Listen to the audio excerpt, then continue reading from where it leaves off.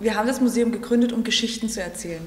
Geschichten über Fälscher, Fälschungen, aber auch Warnungen, wie Leute auf diese Fälschungen hereingefallen sind.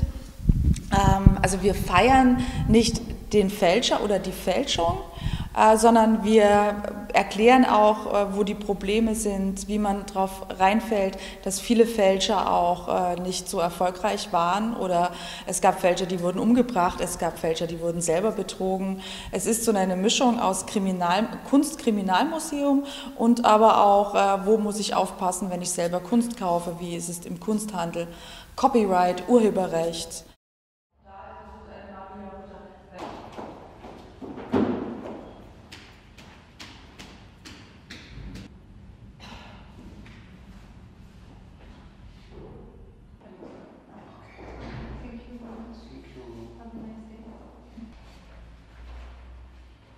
Wir sind einzigartig in der ganzen Welt.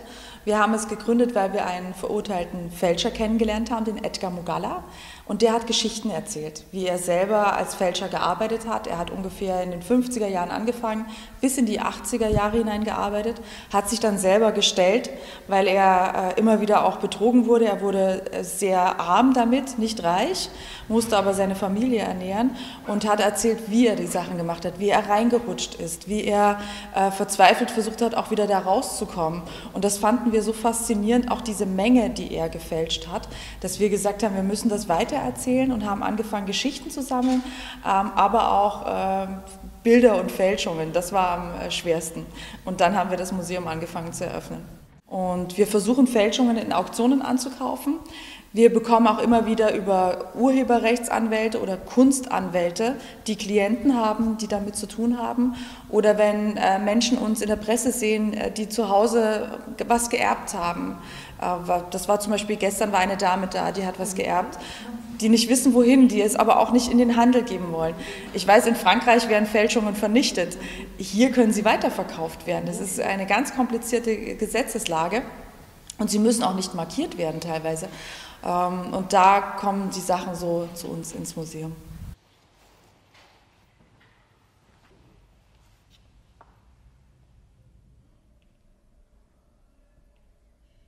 Das kann wegradiert werden. Er schreibt es mit Bleistift. Ich dachte, ja, es gibt keine Beweise. Und dann konnte die Motivation von Fälschern ist ganz schwierig zu erklären, weil jeder Fälscher eine andere Motivation hatte. Wir haben zum Beispiel den Han van Meegeren, das war ein holländischer Fälscher, der hat gefälscht, weil er sich rächen wollte an seinen Kritikern.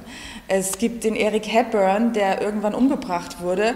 Der hat gefälscht, weil er für einen Restaurator gearbeitet hatte und immer wenn der Restaurator Totenschädel auf seinen Bildern hatte, hat er eine Obstschale draus gemacht. Wenn er alte Frauen hatte, hat er die jung gemacht und so ist er langsam da reingerutscht. Es gab Fälscher, die hatten einfach Hunger. Das war ein Künstler, der Elmer de Horry, der hat in Frankreich gelebt, ein Atelier gehabt, hat gezeichnet und gemalt wie Picasso, der junge Picasso. Und irgendwann kam eine Dame und hat gesagt, da hängt ein Picasso, verkaufe ihn mir. Und er hatte Hunger und kein Geld und so fing das an. Also die Motivationen sind wahnsinnig unterschiedlich und wir haben auch kaum eine Geschichte, die ähnlich ist. Also man geht in Museen ungefähr von 10% Fälschungen aus, beziehungsweise falsch zugeschrieben. Das darf man nicht alles in einen Topf schmeißen. Es gab einfach Zeiten, da wurde nicht signiert. Es gab Zeiten, da wurden viele Geschenke an Museen gemacht. Und zwar vor 100, 120 Jahren fingen die Geschenke an Museen an. Da hat man nicht nachgeschaut und aussortiert. Diese Sachen hat man angenommen und in die Sammlung integriert. Und es ist oft auch für ein Museum natürlich besser, man hat den Meister hängen als vielleicht einen Schüler. Und dann lässt man ihn auch so lange hängen, bis bewiesen ist, dass es anders ist. Oder auch vielleicht, dass es eine Fälschung ist. Und man muss sich so vorstellen, es kommt ein Sammler, bietet einem Museum eine sehr große und sehr teure Sammlung an und man sagt ja nicht zu dem Sammler, naja, aber das und das sieht nicht gut aus, das können Fälschungen sein, sondern man nimmt dankbar diese Sammlung an und dann stellt man diese Sachen vielleicht nicht so oft aus oder lässt sie im Archiv. Und so kommen im Prinzip auch Fälschungen, falsch zugeschriebene Sachen potenziell in Museen oder in große Ausstellungen hinein.